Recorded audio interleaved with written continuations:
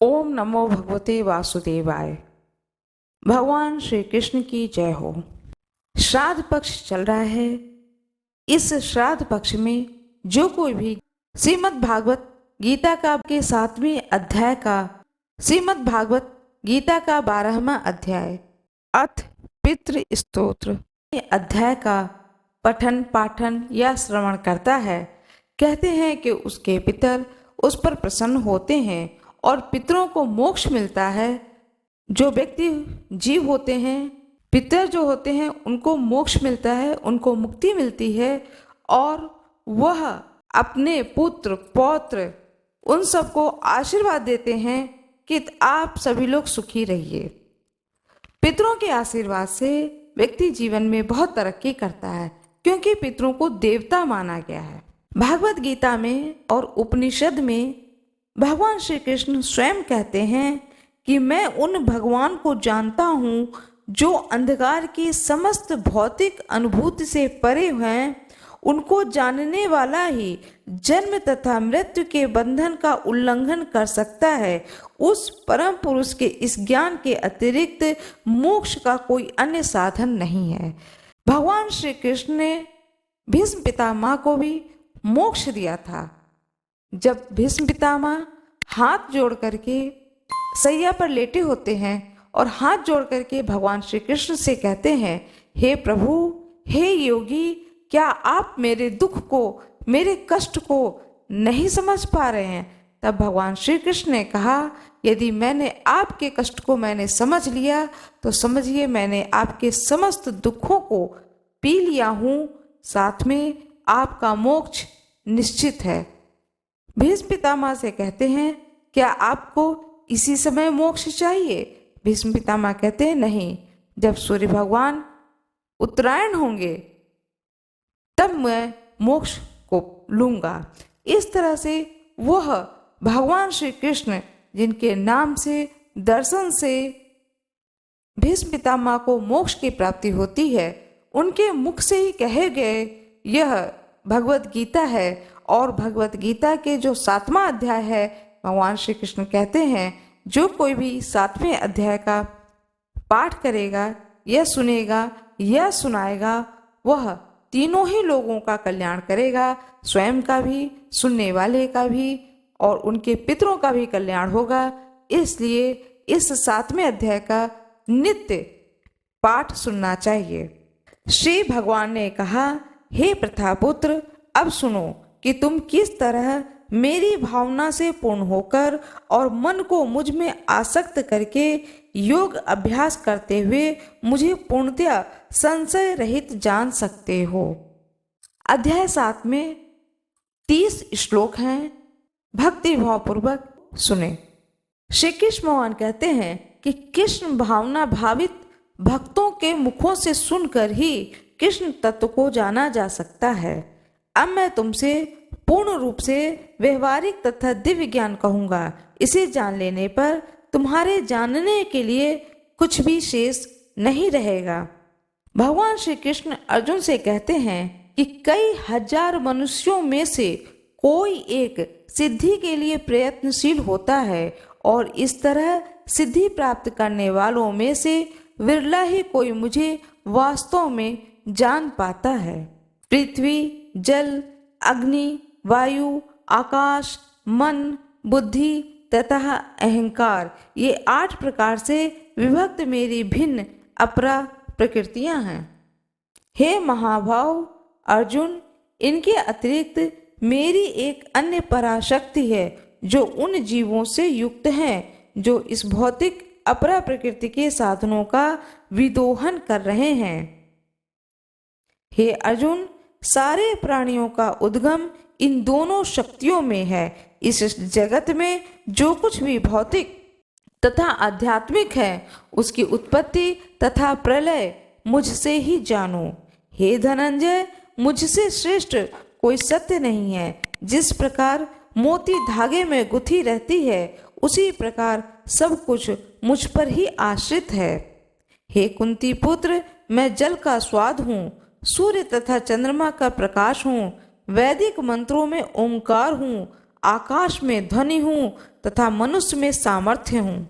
इस पृथ्वी की आद्य सुगंध हूँ और अग्नि की उष्मा हूँ। मैं समस्त जीवों का जीवन तथा तपस्वियों का तप हूँ।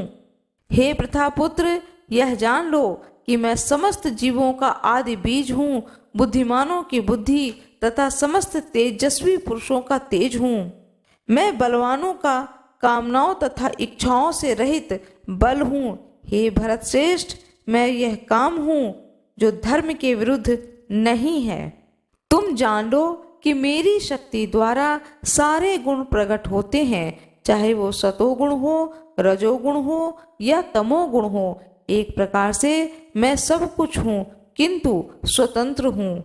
मैं प्रकृति के गुणों के अधीन नहीं हूँ, अपितु वो मेरे अधीन हैं। तीनों गुणों सतोगुण, रजोगुण, तमोगुण के द्वारा मोहग्रस्त यह सारा संसार मुझ गुणातीत तथा अविनाशी को नहीं जानता है। हे अर्जुन, प्रकृति के 3 गुणों वाली इस मेरी देवी शक्ति को पार कर पाना कठिन है, किंतु जो मेरे शरणागत हो जाते हैं वे सरलता से इसे पार कर जाते हैं।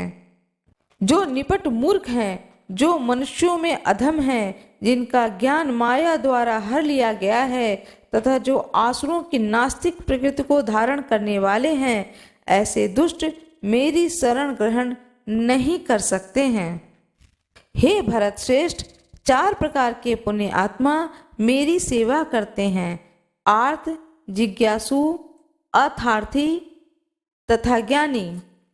हे भरत श्रेष्ठ, इनमें से जो परम ज्ञानी है और जो शुद्ध भक्ति में लगा रहता है वह सर्वश्रेष्ठ है, क्योंकि मैं उसे अत्यंत प्रिय हूँ और वह मुझे प्रिय है।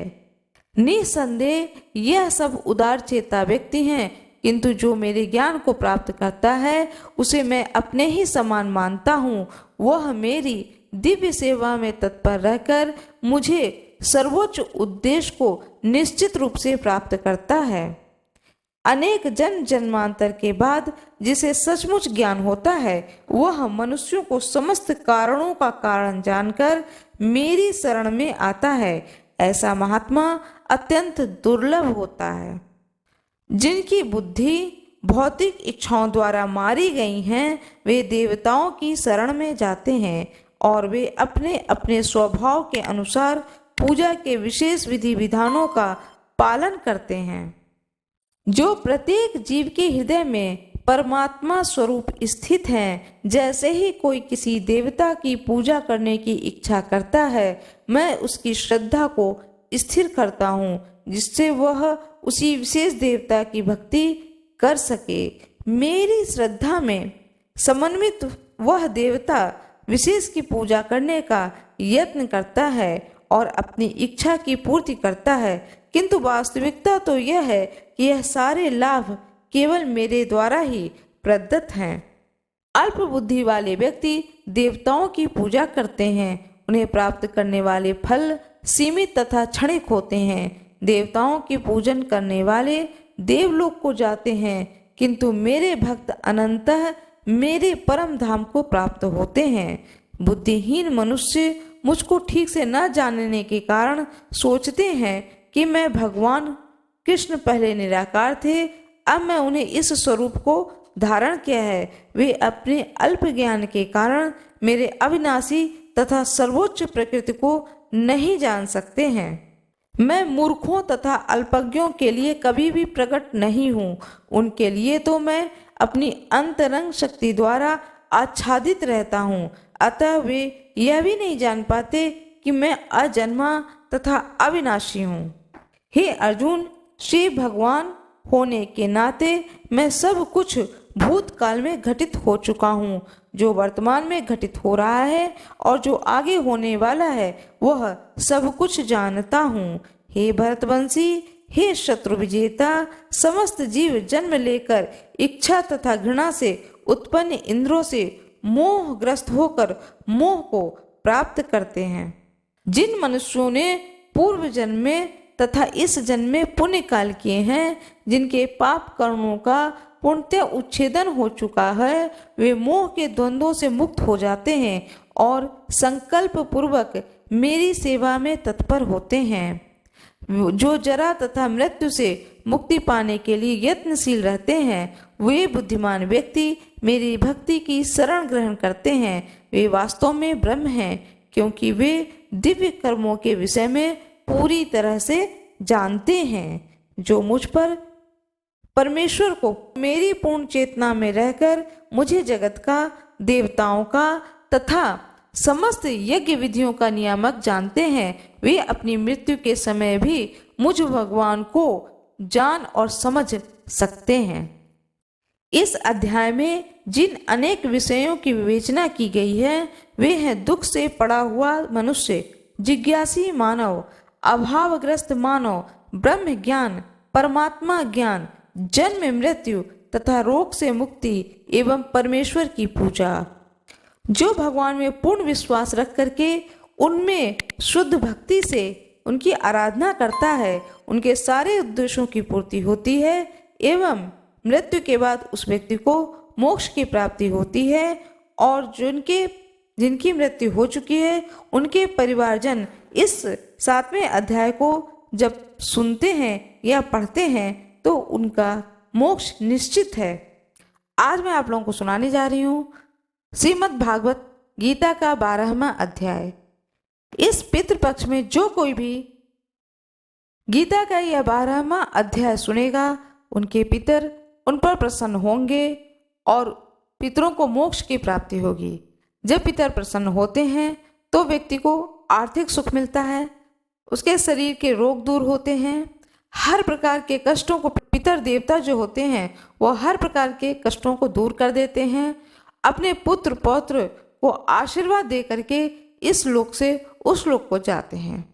नित्य प्रति इस 12वें अध्याय को सुनने से जो पितर होते हैं वो प्रसन्न होते हैं और उन्हें मोक्ष की प्राप्ति होती है।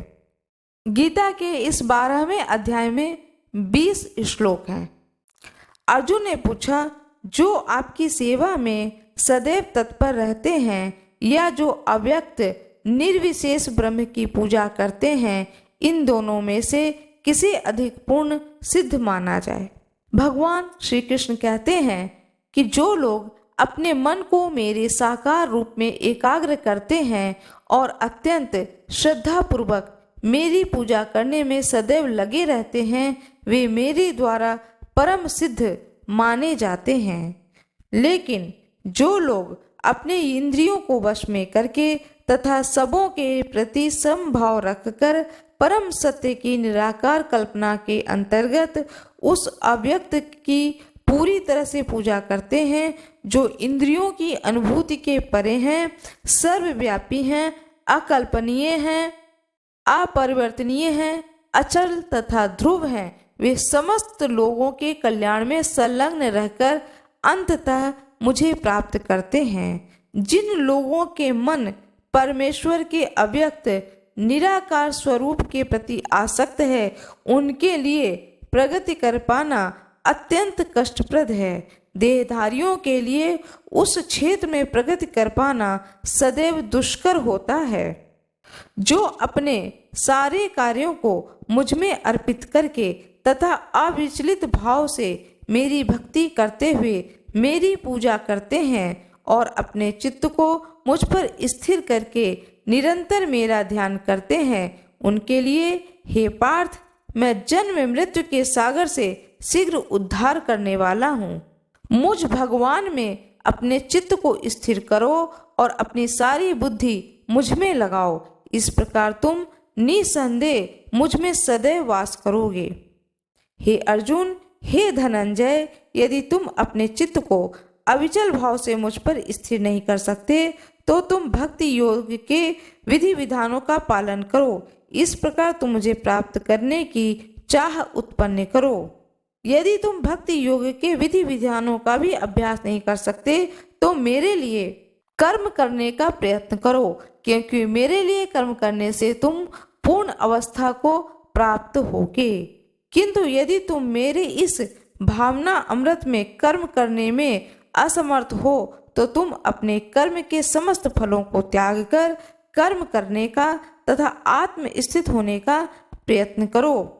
यदि तुम यह अभ्यास नहीं कर सकते तो ज्ञान के अनुशीलन में लग जाओ, लेकिन ज्ञान से श्रेष्ठ ध्यान है और ध्यान से भी श्रेष्ठ है कर्म, फलों का परित्याग, क्योंकि ऐसे त्याग से मनुष्य को मनः शांति प्राप्त होती है।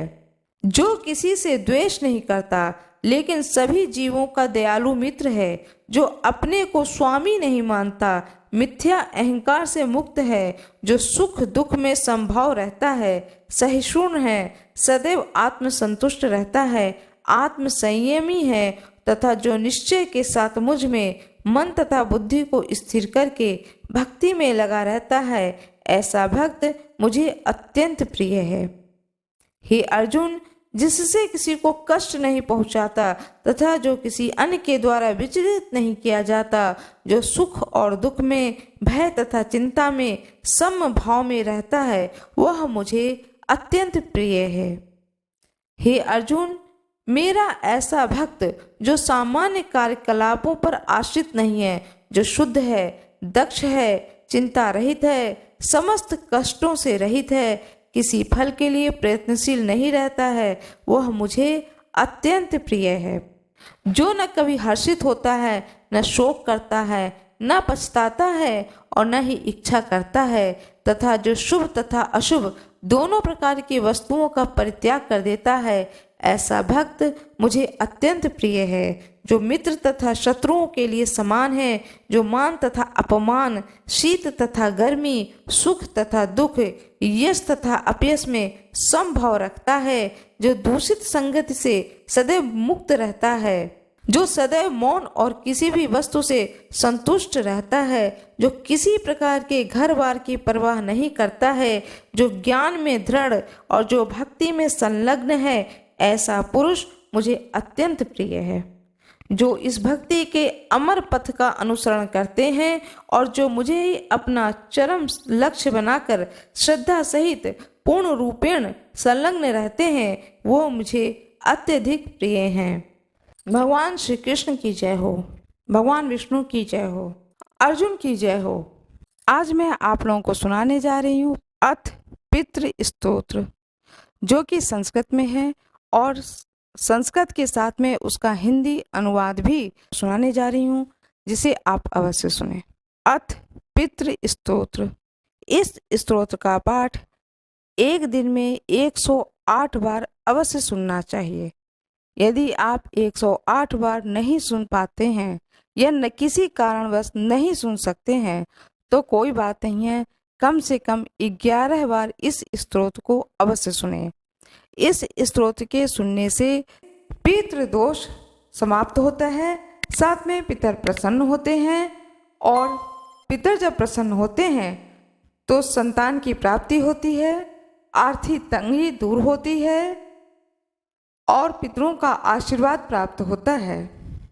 आपके सारे कार्य जो कि अटके पड़े हैं वह सफल होने लगते हैं, जीवन में सफलता प्राप्त होने लगती है, क्योंकि कहा जाता है कि पितर भी देवता होते हैं और उनका आशीर्वाद मिलना बहुत लाभकारी होता है।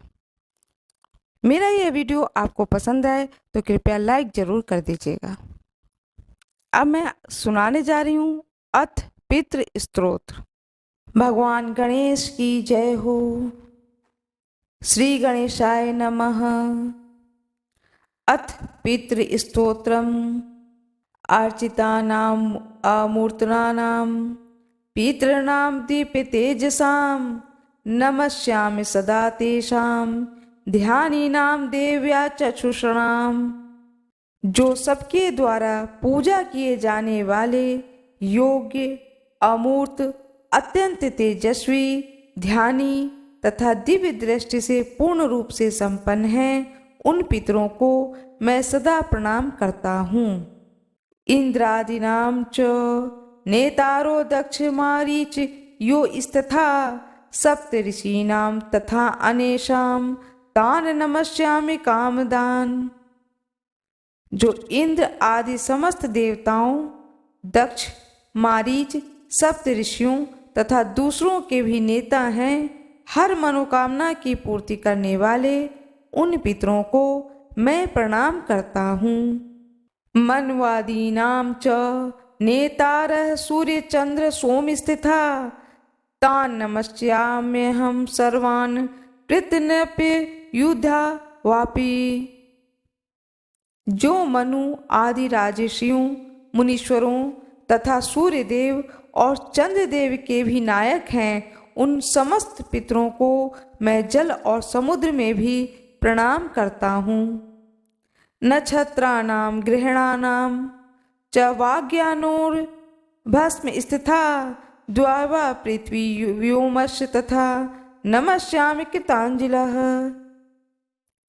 नक्षत्रों, ग्रहों, वायु, अग्नि, आकाश और द्युलोक तथा पृथ्वी लोक के भी जो नेता हैं, उन पितरों को मैं हाथ जोड़कर प्रणाम करता हूँ।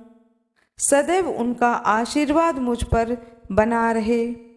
देव ऋषीणां जनतृष्णश्च सर्वलोक नमस्कृतान् अक्षयस्य सदा दात्रीन् नमस्येऽहं कृतांजलः। जो देव ऋषियों के जन्मदाता, समस्त लोकों द्वारा वंदित तथा सदा अक्षय फल को देने वाले हैं, उन पितरों को मैं हाथ जोड़ करके प्रणाम करता हूँ। प्रजापते कश्यपाय सोमाय वरुणाय च योगेश्वरेभ्यश्च सदा नमस्यामि कृतांजलः। प्रजापति, कश्यप, सोम, वरुण तथा योगेश्वरों के रूप में स्थित पितरों को मैं सदा हाथ जोड़ करके सदैव प्रणाम करता हूँ। नमो गणेभ्यः सतभ्यस्तथा लोकेषु सप्तसु स्वयंभूतवे नमस्यामि ब्रह्मणे योग चक्षुषे। सातों लोकों में स्थित 7 पितृ गणों को प्रणाम है। मैं योग दृष्टि संपन्न स्वयंभू जगत पिता ब्रह्मा जी को प्रणाम करता हूँ। सदैव आपका आशीर्वाद मुझ पर बना रहे। सोमाधारान् पितृगणान् योग मूर्धनि स्थिता नमस्यामि तथा सोमं पितरं जगतामातहम्। चंद्रदेव के आधार पर प्रतिष्ठित तथा योग मूर्तिधारी पितृगणों को मैं प्रणाम करता हूँ। साथ ही संपूर्ण जगत के पिता सोम को प्रणाम करता हूँ। सदैव उनका आशीर्वाद मुझ पर बना रहे। अग्नि रूपांस्तथे व अन्यान् नमस्यामि प्रीत स्नेहम। अग्नि सोमम विश्वम यत् एतद शेषतः। अग्नि स्वरूप अन्य पितरों को मैं प्रणाम करता हूँ, क्योंकि श्री पितरजी यह संपूर्ण जगत अग्नि और सोममय है। उनका आशीर्वाद सदैव बना रहे।